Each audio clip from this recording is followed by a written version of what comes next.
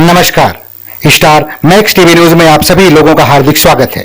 ताजा तरीन खबरों के साथ देखते हुए कंटिन्यू स्टार मैक्स। आपके सामने स्क्रीन पर मौजूद हूं कैमरामैन विशाल के साथ आर यादव। आइए देखते हैं आज की ताजा खबर। आज हम करवाएंगे आपसे एक ऐसी पर्सनालिटी से मुलाकात, करेंगे आमने सामने बात और आप देखेंगे सीधे स्क्रीन पर। सर, आपका पूरा नाम? मनोज रतिलाल रायचा। मनोज सर, रामलला का जो पूरे शहर में, पूरे देश में, पूरे भारत में 5 तारीख को हमारे पीएम सर ने जो वहाँ नींव डाली है राम जन्मभूमि की, उसके बारे में क्या ख्याल हैं आपके? माननीय मोरोपंत जी पिंगळे राष्ट्रीय स्वयंसेवक संघ के ज्येष्ठ प्रचारक थे।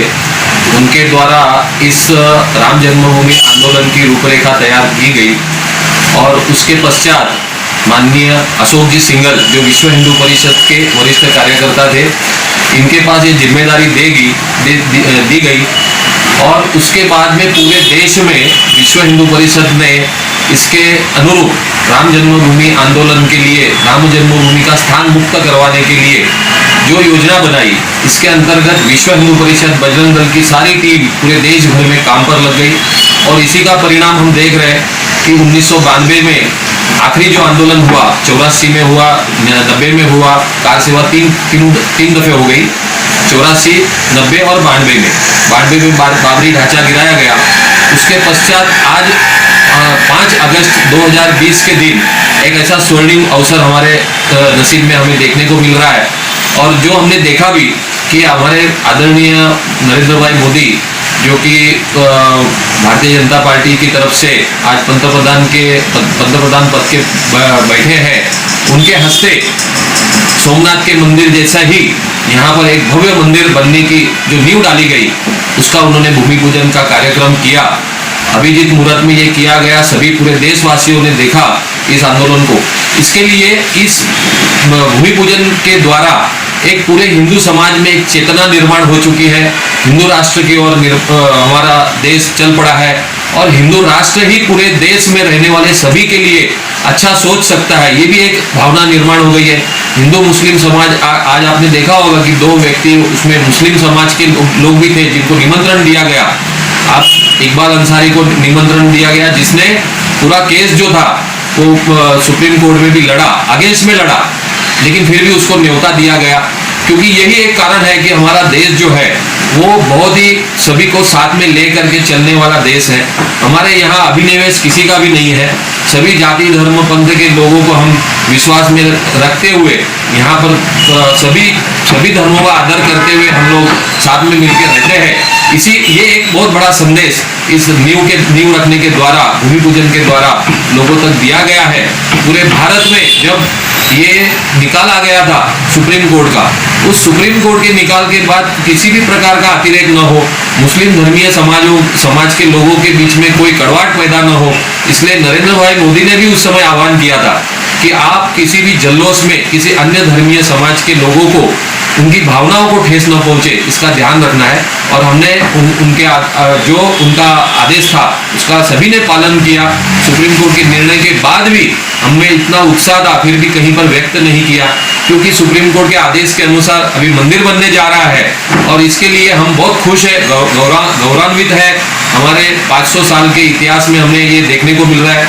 हमने ये जो मंदिर बन रहा है, ये देखने का सौभाग्य माननीय मोरोपंत पिंगळे या माननीय अशोक जी सिंघल को नहीं मिला, लेकिन अभी भी हमारे बीच में माननीय प्रवीण भाई तोगड़िया है, उमा भारती जी है, लालकृष्ण आडवाणी जी है, साध्वी ऋतंबरा जी है, आचार्य धर्मेंद्र जी महाराज है और गिरिराज किशोर जी जो दिवंगत हो गए। लेकिन ऐसे सभी जिन्होंने कार सेवा की है, जिनका बलिदान हुआ है, सरयू के नदी में मुलायम सिंह के समय में हमने देखा बहुत सारी लाशें सरयू की नदी में तैर रही थी। तो ऐसे सभी बलिदान दिए हुए कोठारी बंधु है हमारे दोनों, जिन्होंने बलिदान दिया, ऐसे सभी कार सेवकों को आज सदगति मिल चुकी है। 5 तारीख को जो हुआ भूमि पूजन, ये भूमि पूजन उन्होंने स्वर्ग में बैठे हुए देखा होगा। तो ऐसे सभी कार सेवकों को हम अभिनंदन देते हैं। उनका ऋण हम पर रहेगा कि उन्होंने ये दिन देखने के लिए अपने प्राणों की आहुति दी है। तो इस प्रकार से ये एक बहुत ही बड़ा उल्लास का पर्व हमारे लिए इतने सालों के बाद देखने को मिला। हम धन्य हो गए भगवान राम के द्वारा ये अपने पूरे देश में जो अभी कोरोना फैल गया है इसमें से हमें मुक्ति मिले, ये भी हम चाहते हैं। इसके लिए सभी से एक निवेदन करते हैं कि ज़्यादा से ज़्यादा जो सरकार के द्वारा दिए गए नियम है उसका पालन करें, मुखौटा पहने जिससे कि हमारा ये वायरस ज़्यादा फैले नहीं, और अंतर बनाए रखे, जो मार्गदर्शिका है 2 मीटर का अंतर बनाए रखना है उसे बनाए रखे, हाथ बार बार धोते रहिए और स्वच्छता रखें, अपने आसपास के परिसर में भी स्वच्छता रखें। कानूनी जो भी नियम दिए जाएंगे, गाइडलाइंस दिए जाएंगे उसका पालन करें। और जैसे कोरोना महामारी से हमको बहुत सालों तक लड़ना है ये समझ के चले, मोदी जी ने भी यही आह्वान किया था, तो इसे हम ध्यान में रखते हुए अपने आप को बचाए। 3 साल के बाद हमें सभी ने मंदिर भव्य बना हुआ देखना है, उसका दर्शन करना है, इसलिए अपने आप को स्वस्थ भी रखे, ये आज के दिन की जरूरत है हम सभी की। सर, मैं आपसे लास्ट में ये पूछना चाहूँगा कि हमारे Modi ji as A PM 500 साल का मैटर को इतनी आसानी से, इतने सिस्टम से, बिना कुछ दंगा फसाद, कानूनी तौर पर इन्होंने सॉल्व किया। ये जो टेक्निकल चीज़ें हैं या लोगों के अस्तित्व में समाया हुआ है, इसके बारे में थोड़ा मैं प्रकाश डालना चाहूँगा आपके माध्यम से। क्या कहना चाहेंगे आप? माननीय मोदी जी स्वयंसेवक है, राष्ट्रीय स्वयंसेवक संघ के। जो परिपक्वता होनी चाहिए एक देश के पंतप्रधान के नाते, उसमें एक भी चीज की कमी नहीं है उनमें। पूरे देश को साथ में रख कर चलने की जो उनको संगठन से मिली हुई जो अभ्यास किया हुआ है उन्होंने संगठन में रहते हुए, और युग पुरुष है, उनके पास इतना बड़ा बल है, सात्विक बल है। इस बल के आधार पर उन्होंने इतना बड़ा संयम दिखाया और इतने बड़े देश को संभालना, और ऐसे ऐसे विषय जो है जिस विषय के द्वारा अनेक इतर समाज के द्वारा कुछ ना कुछ अनहोनी होने की शक्यता लगती थी, ऐसे हालात में भी उन्होंने कश्मीर का मसला भी चुटकी में सुलझा दिया। राम जन्मभूमि के विषय में जब कोर्ट से फैसला आना ही है तो उन्होंने भी कहा, लोगों की भावनाएं तो बहुत थी कि मोदी जी ऑर्डिनेंस लाते तो हो सकता था, लेकिन उन्होंने अपने देश की सर्वोच्च संस्था जो है सुप्रीम कोर्ट, उसके ऊपर इतना भरोसा था कि सुप्रीम कोर्ट से निश्चित रूप से न्याय मिलेगा, किसी को भी अन्याय नहीं होगा। तो ऐसा ही हुआ।